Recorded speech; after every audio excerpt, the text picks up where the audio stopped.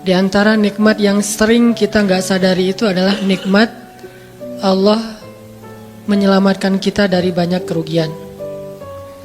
Kalau keuntungan kan kita tahu nih, karena wujud kan. Tapi kalau kerugian, kita seringnya nggak tahu karena tidak berwujud. Kalau berwujud, rugi. Kalau dihindarkan dari kerugian, pasti nggak akan ada wujudnya. Misalnya dihindarkan dari jatuh, berarti kan nggak ada lecetnya ya. Kalau lecet berarti jatuh. Kalau nggak lecet berarti nggak jadi jatuh. Nah ini berarti kan tidak berwujud. Karena nggak berwujud, seringnya kita nggak sadar kalau itu nikmat dari Allah. Tapi kita harus belajar yakin itu sering terjadi dalam hidup kita. Baik itu lecet fisik ataupun lecet hati. Berat. Karena kalau udah kerasa di hati kita kan berarti ada masalah nih. Kadang-kadang Allah menyelamatkan kita dari kekecewaan, dari marah, dari sakit hatinya. Itu kan tidak ada wujudnya karena kita diselamatkan. Tapi yakin bahwa sesungguhnya itu juga nikmat dari Allah. Makanya harus tetap bersyukur walaupun kita kadang gak bisa menghitung nikmat Allah. Karena emang gak mungkin menghitung nikmat Allah. Wa in ta'uddu ni'matallah, gak mungkin kita bisa menghitung nikmat Allah. Gampangnya misalnya coba aja, ada gak kita yang bisa ngitung jumlah tetes air hujan ketika turun hujan? Itu baru satu nikmat ya, hujan doang nih. Bisa gak ngitung berapa tetes air hujan yang jatuh ketika kita lagi musim hujan? Atau sekali hujan aja nih, setengah jam berapa tetes? Gak ada yang bisa ngitung. Itu aja gak sanggup, apalagi nikmat-nikmat yang lebih besar. Nah, jadi tetap walaupun kita gak sadar nikmat Allah apa, tapi kita pakainya bukan cuma dengan logika. Hidup saya kayaknya gini-gini aja, logikanya nih. Tapi kalau kita beriman, sebetulnya gak gini-gini aja. Hidup kita tuh harusnya lebih parah dari ini nih. Hidup kita tuh harusnya banyak masalah. Cuman sebagian besar masalah udah Allah hindarkan, udah Allah selamatkan kita dari masalah-masalah itu. Cuman dikasih sebagian kecil sebagai pengingat buat kita. Kadang-kadang kalau gak dikasih masalah sama sekali, kita suka jauh dari Allah. Karena Allah kangen. Di antara hadis kangennya Allah kepada kita tuh, Allah kalau kangen kepada hambanya dikasih ujian. Hamba yang kayak gimana? Hamba yang kalau gak dikasih ujian gak deket sama Allah. Sehingga kalau Allah kangen sama kita, yang gak deket sama Allah nih, suka lupa sama Allah, Allah kasih kita ujian. Tapi ujian yang dikasih juga ujian yang insya Allah masih ketahan sama kita. Karena Allah gak mau ngasih kita ujian yang mencelakai kita. Kalau itu terjadi namanya bukan ujian, tapi namanya azab. Dan insya Allah orang beriman gak dapat itu. Yang dapat kayak gitu tuh kelasnya udah kelas Firaun, Haman, Korun, Namrud ya, Abu Jahal, Abu Lahab, itu kayak gitu tuh. Tapi kalau kelas orang muslim yang udah beriman cuman gak soleh-soleh amat, insya Allah yang dikasih bukan azab, yang dikasih adalah ujian. Kenapa? Allah kangen dengerin curhat kita di sepertiga malam. Allah kangen ngeliatin kita menangis dan manja kepada Allah. Allah kangen kita bangun tengah malam atau sepertiga malam berdoa kepada Allah. Allah kangen kita berdiri dan sujud dengan waktu yang lama. Kadang-kadang sujudnya setengah jam, saking lagi berserah diri kepada Allah. Allah kangen, makanya dikasih ujian dikit. Tapi ujian yang dikasih ke kita tuh sedikit dibandingkan yang Allah hindarkan dari kita. Tapi mana buktinya dihindarkan? Kalau ada buktinya namanya gak dihindarkan. Kalau sudah wujud namanya kena. Kalau gak kena pasti gak ada wujudnya. Terus gimana kita tahu? Kita mungkin gak tahu, tapi kita bisa meyakininya, iman. Makanya yang dipakai bukan hanya logika, tapi juga iman. Karena Allah Subhanahu wa ta'ala menyelamatkan kita siang dan malam. Kulla yaumin huwa fi sya'n. Itu ayatnya. Kulla yaumin huwa fi sya'n. Setiap hari Allah sibuk menyelamatkan kita. Salah satu tafsir dari kalimat fi sya'nin adalah Allah sibuk menyelamatkan kita. Setiap hari, kulla yaum, sibuk menyelamatkan fulan-fulan. Sebanyak jumlah manusia, sebanyak itulah yang Allah selamatkan. Bukan cuma mukmin, bahkan orang kafir juga kadang Allah selamatkan. Cuman di dunia. Kalau di akhirat beda lagi ceritanya. Kalau di dunia, rahmat Allah semuanya dikasih, baik kepada mukmin ataupun kepada yang tidak mukmin. Dikasih rahmat Allah di dunia, tapi di akhirat hanya berlaku bagi orang-orang yang beriman. Kenapa orang yang tidak beriman kok dikasih rahmat Allah di dunia? Karena di sisi Allah dunia itu kecil, gak terlalu berharga, makanya dikasih semuanya. Akhirat itu berharga, makanya dikasih buat yang Allah sayangi, yang Allah pilih doang, yaitu orang yang beriman. Jadi jangan sampai kita berpikir Allah tuh kayaknya gak fair, kok orang gak beriman dikasih rahmat di dunia? Karena dunia itu gak terlalu berharga di sisi Allah. Seandainya dunia itu ada harganya walaupun sebelah sayap nyamuk, gitu kan hadisnya, gak akan Allah kasih itu dunia kecuali kepada orang beriman. Tapi berhubung lebih ringan daripada sebelah sayap nyamuk, dikasih kepada semuanya. Ibaratnya kalau kita ngasih kayak ngasih lagi jalan gitu ya, naik angkot misalnya, naik angkot terus sama istri nih naik angkot berdua. Terus pas turun angkot, harga angkotnya tuh misalnya 3.000, udahlah kasih aja 5.000.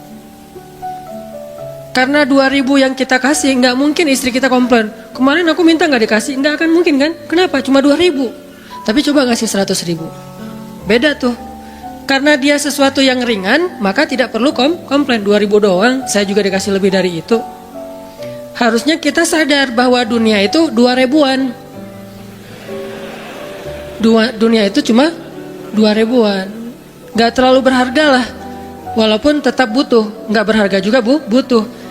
Sehingga ketika ada orang yang tidak beriman dikasih 2.000-an kayak gini, kita yang beriman jangan sirik. Mending saya nggak beriman kalau kayak gitu. Ternyata nggak beriman juga dapat tuh banyak. Nggak banyak, cuma 2.000-an. Dan kita mah dikasih lebih banyak dari itu. Cuman yang dilihat 2.000-nya, bukan yang ratusan ribunya. Ini artinya teman-teman, yuk kita tetap belajar bersyukur kepada Allah. Walaupun kita nggak sadar nikmat Allah itu apa. Kita nggak bisa ngitung dengan logika kita. La tuhsuha, nggak mungkin bisa dihitung dengan logika. Tapi kita masih punya logika iman. Yang kita yakin, kulla yaumin huwa fi sya'n. Setiap hari itu Allah ngasih nikmat buat kita. Setiap hari itu Allah menyelamatkan kita dari banyak masalah. Setiap hari. Bukan pernah tuh dulu gua nyelamatin lo, enggak.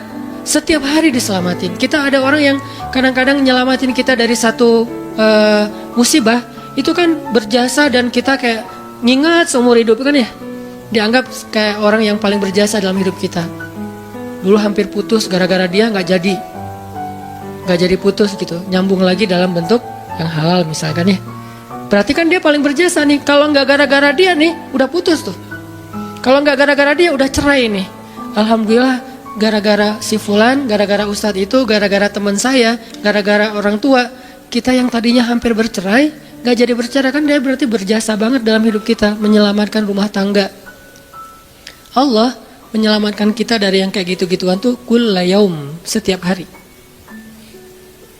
Kalau yang belum menikah, setiap hari Allah menyelamatkan kita dari zina. Apalagi kita hidup di zaman fitnah. Apalagi kita hidup di kota besar kayak di Bandung, yang fitnahnya mungkin lebih besar daripada di desa.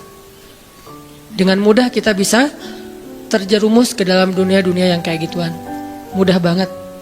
Tapi setiap hari diselamatin, besok diselamatin lagi, lusa diselamatin. Walaupun seringkali Allah pengen nyelamatin kita, kitanya aja yang kekeh gak mau diselamatin. Udah jatuh, Allah selamatkan dari apa? Dari makin terpuruk. Kadang-kadang kan jatuh ketiban tangga nih. Jatuh doang gak ketiban tangga. Allah selamatkan. Kalau nggak diselamatkan 100%, minimal diselamatkan sebagiannya, supaya kita nggak benar-benar hancur. Itu sering. Yang pernah merasakan masa-masa kelam di masa lalunya, harusnya kan ketika kita dulu kayak gitu, kita mungkin udah mati kali ya. Yang sering tawuran misalnya, yang sering tarung di jalan, alasannya alasan sepele gitu. Kayak kemarin saya pas ke Jakarta ada acara di daerah Bintaro tuh, lagi jalan ada tawuran pelajar, pada bawa golok, bawa samurai, bawa celurit segala macam. Kita agak-agak kaget karena kita platnya plat D gitu kan. Agak bahaya nih di Jakarta soalnya. Langsung kita gimana nih plat D, masa mau ditutup pakai tangan, nggak mungkin kan ya, mobil. Akhirnya la haula aja. Coba bayangin, mungkin sebagian kita pernah ngalamin masa kayak gitu dan mungkin lebih parah. Yang kayak gitu-gitu mah udah jadi kayak sarapan lah. Kalau nggak makan siang, kayak gitu-gitu udah sering. Kenapa masih bisa selamat dan sekarang bisa duduk di masjid? Kalau bukan karena Allah menyelamatkan kita. Jadi kalau ada yang cerita ke saya tuh tentang pengalaman masa lalunya yang luar biasa kelam, saya tuh selalu bukan takjub ke dianya, takjub ke Allahnya. Bukan takjub karena dia bisa berhijrah, takjub karena Allah masih menyelamatkan dia dan menghijrahkan dia. Sehingga ketika dengar cerita kayak gitu, yang kita ucapkan adalah Masya Allah, Alhamdulillah. Bukan, wah hebat lo ya, dulu pernah bunuh orang, pernah ini, pernah, semua dosa pernah gue lakuin dah. Itu gak perlu bangga, karena kalau dia gak diselamatin Allah, dulu udah celaka dengan dosa-dosa itu. Tapi karena Allah selamatkan, akhirnya dia diberi kesempatan. Bikin dosa dibiarin sama Allah, bikin dosa dibiarin, bukan dibiarin berbuat dosa, dibiarin supaya dia kembali kepada Allah, dikasih kesempatan. Dan itu gak sehari, bertahun-tahun kan kita kayak gitu. Masih aja Allah biarin, masih Allah kasih kesempatan. Ini artinya teman-teman, benar, kulla yaumin huwa fi sya'an. Setiap hari itu Allah selalu jagain kita. Setiap hari itu Allah selalu nyelamatin kita dari banyak masalah. Kalau yang udah nikah, mungkin di hari-hari pertama atau tahun-tahun pertama nih pengalaman pernikahan ya. Ya nggak apa-apa deh. Sedikit lah ya, saya mah nggak terlalu berpengalaman. Ada yang lebih berpengalaman dari saya lah ya. Ada sedikit pengalaman. Biasanya orang yang baru nikah ujiannya tuh 3 tahun pertama. Kalau dia bisa ngelewatin masa 3 tahun pertama, insya Allah agak lebih mudah ke depannya. 3 tahun pertama ini paling berat. Apalagi kalau dia nikahnya, alhamdulillah gak pacaran. Kalau pacaran kan ujiannya udah sebelum nikah udah banyak ujian ya. Pas udah nikah ya udah selesai. Bukan udah selesai ujiannya, udah gak ada yang perlu udah hambar aja. Udah plain ya. Pernah gitu Ustaz? Enggak sih. Untung ya, untung. Alhamdulillah gak pakai pacaran. Soalnya yang pacaran diputusin melulu. Jadi yang udah pacaran lama, pas udah nikah, kita mau ngapain lagi ya? Kayaknya udah semua ya. Oh iya, udah semua. Bulan madu dari dulu juga udah sering. Kan udah agak-agak plain gitu kan. Tapi kalau yang belum nikah, belum pacaran, nikah nih.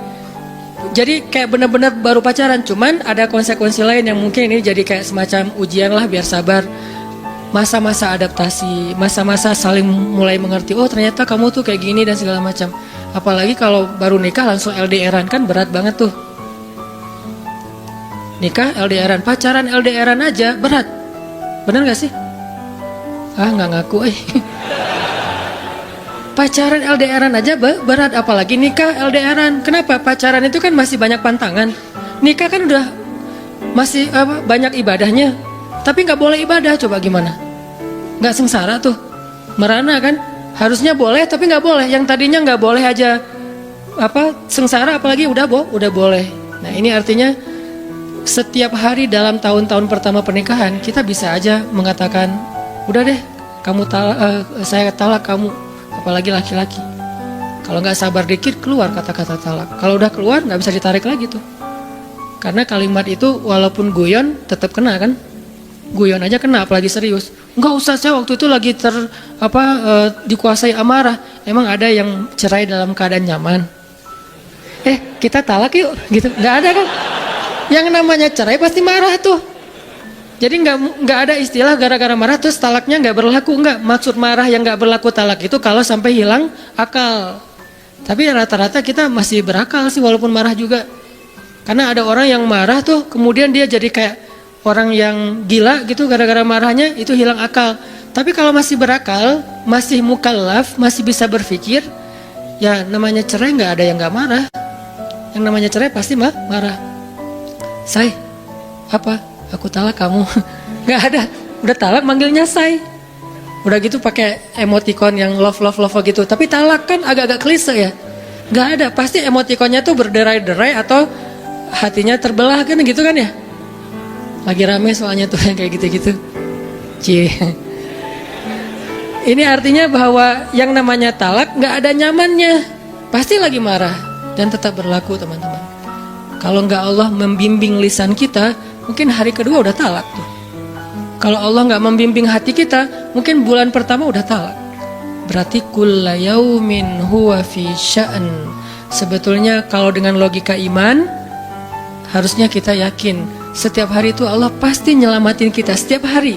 Cuman karena udah diselamatin jadi nggak ketahuan. Kalau nggak diselamatin ketahuan. Tadi mau jatuh di jalan nih, naik motor nih, mau keserempet harusnya jatuh, tapi nggak jadi keserempet, atau keserempet dikit nggak jatuh. Kan kita suka lupa kalau kayak gitu kan ya. Kalau udah jatuh baru ingat, kan saya tadi udah baca Bismillah, kenapa masih jatuh? Gitu kan? Tapi kalau nggak jatuh, kita lupa bahwa ternyata perjalanan kita itu dilindungi oleh Allah, sehingga kalau udah sampai bilang Alhamdulillah. Jadi banyak yang kita nggak bisa ngitung karena memang tidak terjadi. Kenapa nggak terjadi? Allah yang menyelamatkan kita. Kulla yaumin huwa fi sya'an. Sehingga tetap walaupun mungkin kita nggak ngerasain, bilang aja Alhamdulillah, Alhamdulillah setiap hari aja gitu. Karena nggak ada ruginya juga kita ngomongin Alhamdulillah. Satu-satunya kata atau nama yang nggak rugi disebut cuma nama Allah. Dan satu-satunya nama yang rugi kalau disebut nama mantan. Itu nggak enak banget nyebutnya. Kadang-kadang lagi ngobrol sama temen atau lagi kenalan di dalam kampus nih ya, atau kelas anak baru ceritanya. Kan kenalan nih, dipanggil nama sama guru satu-satu. Pas ada satu nama misalnya namanya siapa gitu kan ya. Kita sendiri yang pas nama itu disebut langsung meriang. Lah kamu kenapa? Itu nama mantan saya bu. Kan suka gitu ya. Sampai ada nama jalan bisa buat dia kegeeran sendiri. Saya pernah di Masjidil Haram ada salah satu nama gate. Nama gate tuh, bukan gate Masjidil Haram ya. Kalau gate Masjidil Haram semuanya nama cowok. Kan gak mungkin saya punya mantan cowok kan. Salah satu gate di hotel lah. Itu namanya tuh nama, pokoknya gak usah disebut, ketahuan ntar. Di stalking lagi ya. Ada salah satu gate di hotel besar kayak Zam-Zam Tower gitu. Gate-nya tuh namanya nama seseorang. Pas ngeliat tuh, hah, gitu doang. Coba bayangin, nama aja bisa bikin kita calangap. Nama, coba. Jadi satu-satunya nama yang kalau disebut itu bikin kita nggak nyaman, itu nama muatan. Dan satu-satunya nama yang kalau disebut bikin kita dapat kebaikan, cuma nama Allah Subhanahu Wa Taala. Setelah itu baru nama Muhammad SAW. Makanya nggak ada ruginya lah bilang Bismillah, Innalillah, Astagfirullah, Masya Allah, Subhanallah dan segala macam yang ada kata Allahnya. Sehingga Nabi bilang, segala sesuatu yang di dalamnya ada nama Allah maka diberkahi, dan segala sesuatu yang di dalamnya tidak ada nama Allah maka tercabutlah kebaikannya. Jadi nggak ada rugi. Sehingga sampai nama orang aja yang paling baik itu adalah Abdullah sama Abdurrahman, walaupun manggilnya Dul, El, tapi tetap namanya bagus nih, Abdullah, Abdurrahman. Kepanjangan prolognya.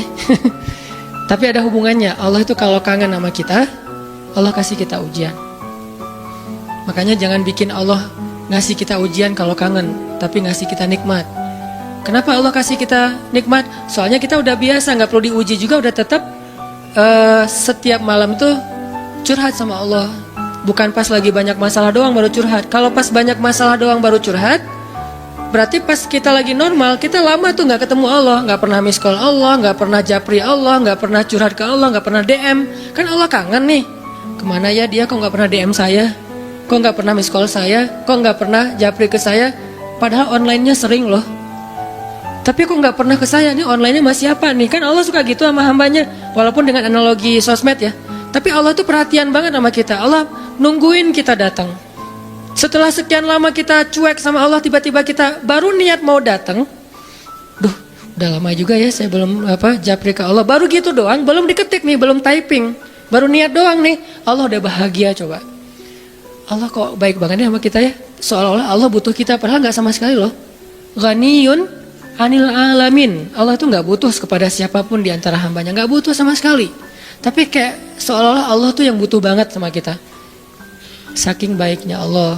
Allah itu raufun, rahimun, karimun, jawadun, apalagi latifun. Nah latifun Allah tuh sangat pengen dekat sama hambanya, itu Allah. Udah lama pergi nih, sibuk dengan semua orang dijapri, semua orang dia chat sampai tengah malam chat sama orang lain, tapi Allah nggak pernah dijapri. Allah tungguin. Kalau manusia mungkin kita bisa nyebutnya kayak kesepian gitu, tapi Allah kan nggak mungkin kesepian. Tetap aja Allah nungguin seperti orang yang kesepian, saking kangennya sama kita. Coba begitu kita ada masalah datang ke Allah, Allah nggak bilang Giliran sekarang aja lo datang. Enggak kayak gitu Allah. Langsung Allah dekap. Langsung Allah, ada apa hambaku?